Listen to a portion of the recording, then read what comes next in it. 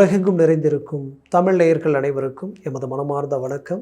நான் உங்கள் ஜோதிடர் அந்தியூர் சுதாகர், பாரம்பரிய முறை ஜோதிட ஆராய்ச்சியாளர். இன்று நாம் காணக்கூடிய தலைப்பு, சிம்ம ராசி அன்பர்களுக்கு அசுரகுரு தேவகுரு சுக்கிரன் ப்ளஸ் குரு பகவான் உங்களுடைய லாபஸ்தானத்தில் இணையக்கூடிய காலம் மே 14 ஜூன் 2 வரைக்கும். ஜூன் மாதம் குரு பயிற்சி ஆகிடுவார். குரு பயிற்சியாகி அதாவது கடகத்திற்கு உச்ச குருவாக நிற்கக்கூடிய காலம். அந்த குரு பயிற்சியை தான் இன்றைக்கி எல்லாரும் எதிர்பார்த்துட்டு இருக்கக்கூடிய காலகட்டமாக இருக்குது.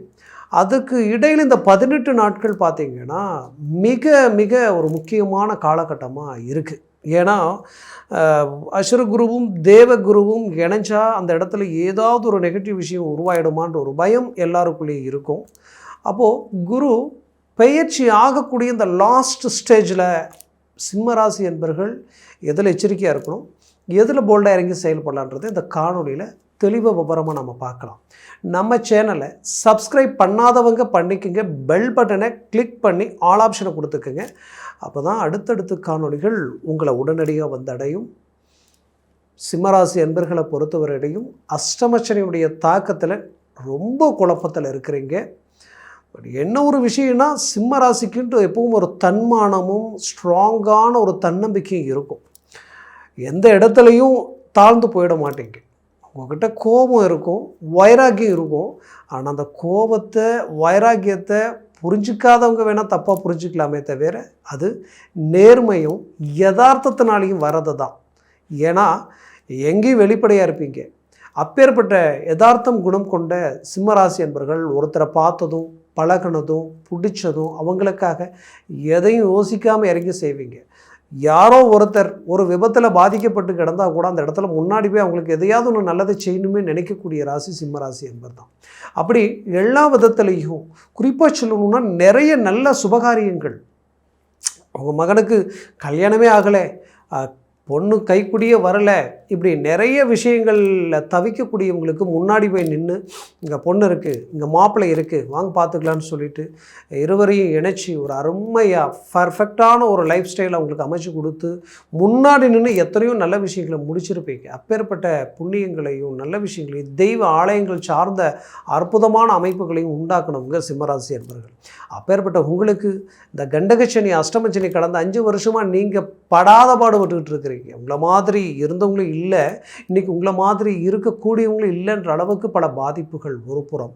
பட் இந்த பாதிப்புகள் எல்லாத்தையும் கடந்து இந்த இந்த நீங்கள் எதிர்பார்த்ததே கடந்த இந்த குரு பயிற்சி தான். லாபஸ்தானத்தில் குரு இருக்கார், பெரிய லெவலில் நமக்கு நல்லது கொடுப்பாருன்னு எதிர்பார்த்தீங்க. ஆனால் இடையில் என்ன ஒரு நேரமோ சரியாக பார்த்தீங்கன்னா கரெக்டாக அந்த குரு வக்ர நிலையில் நின்னதனுடைய விளைவுகள் என்ன ஆயிடுச்சுன்னா, அந்த குரு எதுவுமே உங்களுக்கு நல்லதை செய்ய முடியாத நிலைமைக்கு ஆளாயிட்டார். அதுவும் குரு உங்களுக்கு எந்த வீட்டிற்கு அதிபதி? 5ஆம் வீட்டிற்கு அதிபதி. 5ஆம் வீட்டிற்கு அதிபதினா ஆசைகள், அதிர்ஷ்டங்கள், பிடிச்சவங்க, அது மட்டும் இல்லாமல் புத்திர பாக்கியம், பிள்ளைகள், இதோட உங்களுக்கு பூர்வீக சொத்துக்கள், இதுதான் அந்த இடத்துக்கு சம்மந்தப்பட்டது. குறிப்பாக சிலருக்கு வயிறு சம்மந்தப்பட்ட பிரச்சனைகள் நிறைய வந்திருக்கும்.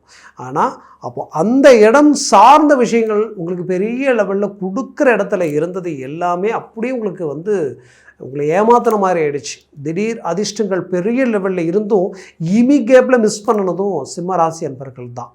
அதுலேயும் குறிப்பாக பூர்வீக சொத்துக்களிலும் பூர்வீக சம்மந்தப்பட்ட குலதெய்வ வழிபாடுகளும் கரெக்டாகவே மெயின்டைன் பண்ண முடியல. குலதெய்வ சம்மந்தப்பட்ட விஷயங்களுக்கு போகலான்னா கூட அது தடங்கள் ஆகக்கூடிய ஒரு நிலைமை. பூர்வீக சொத்துக்கள் இருந்தாலும் அதனால் ஒரு உபயோகமும் இல்லை. கொடுத்துடலான்னாலும் கொடுக்க முடியல, வச்சு எதையாவது பண்ணலான்னாலும் பண்ண முடியல. அதுக்கும் நமக்கு சம்மந்தமே இல்லாத நிலைமை உருவாகிட்டு இருக்குது. மீறி அதில் இருந்தாலும் தேவையில்லாத பிரச்சனைகள் வந்துக்கிட்டே இருக்குது. அப்படின்ற நிலைமையை சந்தித்ததும் இந்த சிம்மராசி என்பர்கள் தான். குறிப்பாக பிள்ளைகள் சார்ந்த ரீதியில் பெரிய லெவலில் நம்பிக்கை வச்சு கடைசியில் பார்த்தா அந்த நம்பிக்கை எதிர்பார்த்த நிலைமை இல்லாமல் அப்படியே டோட்டலாக ஏமாற்றங்களை சந்தித்ததும் நீங்கள் தான். படித்த பிள்ளைகள் நல்ல ரிசல்ட்டை கொடுப்பாங்க அப்படின்னு நினச்சி எதிர்பார்த்த ரிசல்ட் இல்லாமல் போயிடுச்சேன்னு வருத்தத்தில் இருக்கக்கூடியவங்களும் சிம்மராசி என்பர்கள் தான். இப்படி பல விஷயங்களில் பல பாதிப்புகளை சந்தித்து தனக்கு பிடிச்சவங்க, தனக்கு நெருங்கியவங்க, தனக்கு வேண்டியவங்களே தன்னை விட்டு விலகி போகக்கூடிய நிலைமையை சந்திச்சிருக்கிறீங்க. இதனால் மன உளைச்சலுக்கு ஆளாக இருக்கிறீங்க. அப்பேற்பட்ட சிம்மராசி அன்பர்களுக்கு இந்த 5ஆம் அதிபதி குரு வக்ர நிலையினாலே இவ்வளோ பாதிப்பு. அப்பேற்பட்ட வக்ர நிலையில் இருந்தவர் இப்போ தான் இயல்பு நிலைக்கு வந்து அடுத்தது பயிற்சி ஆகிறதுக்கு நடுவில் பார்த்தா கரெக்டாக உங்களுக்கு 3ஆம் அதிபதி ப்ளஸ் உங்களுடைய 10ஆம் வீட்டிற்கு அதிபதி சுக்கிரன் உங்களுக்கு லாபஸ்தானத்தில் அசுரகுருவும் தேவகுருவும் இணையிறாங்க. அப்போ இந்த இடத்துல எதில் நீங்கள் எச்சரிக்கையாக இருக்கணும், எதில் நீங்கள் போல்டாக இறங்கி செயல்படணுன்றது இப்போ நான் நல்லா சொல்லிடுறேன், கேட்டுக்குங்க. ஃபஸ்ட்டு நீங்கள் போல்டாக இறங்கி செய்ய வேண்டியது என்னென்னா, நீங்கள் செய்ய வேண்டிய வேலையை இன்னும் ஹார்ட் ஒர்க் எடுத்து செய்யுங்க. எப்போ அந்த 18 நாள், இந்த 18 நாள் வந்து பார்த்திங்கன்னா நான் சொன்ன மாதிரி மே 14 டு ஜூன் 2ஆம் தேதி வரைக்கும் ரொம்ப ஹார்ட் ஒர்க் பண்ணுங்கள். உங்களுக்கு மேலே இருக்கக்கூடிய உங்களுடைய ஃபோக்கஸ் உங்கள் மேலே விழும். உங்களுக்கு வந்து ஒரு ப்ரொமோஷன் கிடைக்கிறதுக்குண்டான வாய்ப்புகள் அமையறதுக்குண்டான வாய்ப்பு அருமையாக இருக்குது. அதை மனசில் வச்சு போல்டாக இறங்குங்க. நீங்கள் இருக்கக்கூடிய தொழில், செய்யக்கூடிய தொழில், அந்த தொழிலை இன்னுமே ஹார்ட் ஒர்க் பண்ணி இன்னும் அடுத்துக்கடுத்து கொண்டு போங்க. அது உங்களுக்கு ரொம்ப நல்லாயிருக்கும். யார் யார்கிட்ட பேசணும், யார் யார்கிட்ட நாம் வந்து எந்தெந்த லிங்க்கை இன்னும் கனெக்ட் பண்ணணுமோ பண்ணுங்கள். அது தப்பில்லை. அது ரொம்ப உங்களுக்கு நல்ல பலத்தை கொடுக்கும். ஆனால் அதில் செய்யக்கூடாத ஒரு விஷயங்கள் என்னென்னா, இன்னுமே நிறைய கடன் வாங்கி பணம் போடணும்னு நினைக்கிறவங்க இந்த மே 14 டு 2ஆம் தேதி ஜூன் வரைக்குமே கொஞ்சம் தவிர்த்துடுங்க. இந்த நேரத்தில் உங்கள்கிட்ட பணம் இருக்குது, ஏதாவது ஒரு ஆன்லைனில் நம்ம ஒரு இன்வெஸ்ட்மெண்ட் பண்ணி ஒரு பிஸ்னஸ் ரீதியில் பெரிய லெவலில் ஒரு ஃபோக்கஸ் உருவாக்கலான்னா இந்த நேரத்தில் தவிர்த்துடுங்க. ஒன்று.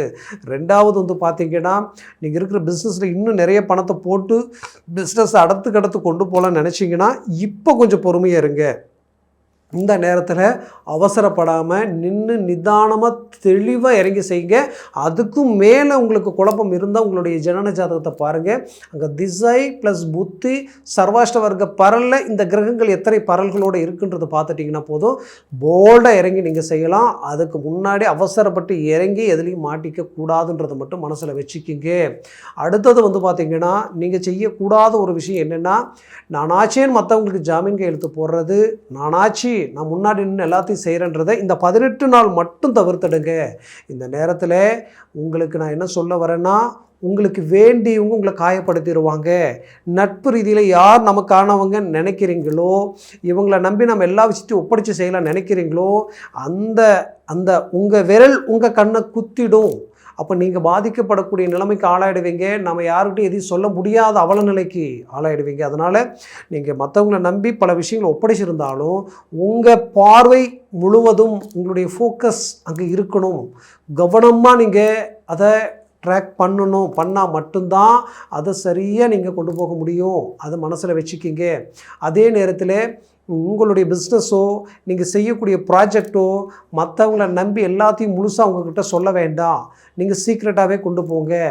தேவையில்லா தேர்ட் பர்சன் என்ட்ரி உங்களுடைய ப்ளஸ் ஆர் மைனஸாக அவங்க அழகாக பயன்படுத்த முடியும். அதனால் அப்படி பயன்படுத்தினாங்கன்னா நீங்கள் செய்ய வேண்டிய விஷயம் வந்து டோட்டலாகவே ஸ்பாயில் ஆகிடும்.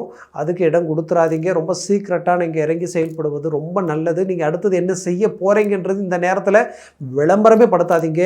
உள்ளுக்குள்ளேயே பொறுமையாக தெளிவாக நின்று நிதானமாக செய்து நீங்கள் எக்ஸிக்யூட் பண்ணுங்கள்.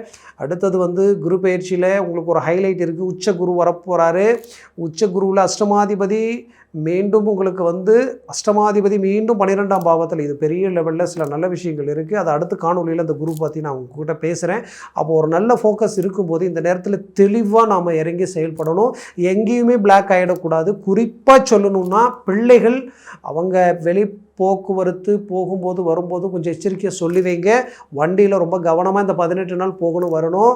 கவனமின்மை பெரிய லெவலில் பாதிப்பு கொடுத்துரும். அடுத்தவங்க கூட பின்னாடி உட்கார வச்சு அனுப்புறது, அவங்க வேகமாக வண்டி ஓட்டுவாங்க, அது அப்புறம் பாதிப்பு உண்டாக்கிடும். அதனால் பொறுமையாக நிதானமாக செயல்படுறது ரொம்ப நல்லது. அவங்க சேர்க்க சிநேகிதம், அவங்களுடைய ஃபோன் கான்டாக்ட் எல்லாத்தையும் கவனமாக பார்த்துக்குங்க. ஏன்னா குடும்ப ரீதியில் தேவையில்லாத குழப்பங்களை கொடுத்துரும். ஏன்னா 5ஆம் அதிபதி அசுரகுருவோட இணைஞ்சு நிற்கிறாரு. அது வந்து ஏதாவது ஒரு குழப்பத்தை உருவாக்கிடும். அதனால் கொஞ்சம் கேர்லெஸ்ஸாக இருந்தாலும் அந்த ப்ராப்ளம் கேர்ஃபுல்லாக இருங்க. கண்டிப்பாக அந்த பிரச்சனை வராத அளவுக்கு நீங்கள் தவிர்த்துடுவீங்க. அடுத்தது பார்த்திங்கன்னா, இதை உங்களுக்கு அடுத்தது நான் சொல்லக்கூடிய ஒரே விஷயம் உங்களுடைய ஆரோக்கியம். குறிப்பாக வயிறு சம்மந்தப்பட்ட இடம் அஜீரண கோளாறுகள் கொடுக்க வாய்ப்பு இருக்குது. ஆல்ரெடியே உங்களுக்கு அந்த மாதிரியான பிரச்சனைகள் வந்திருக்கலாம்.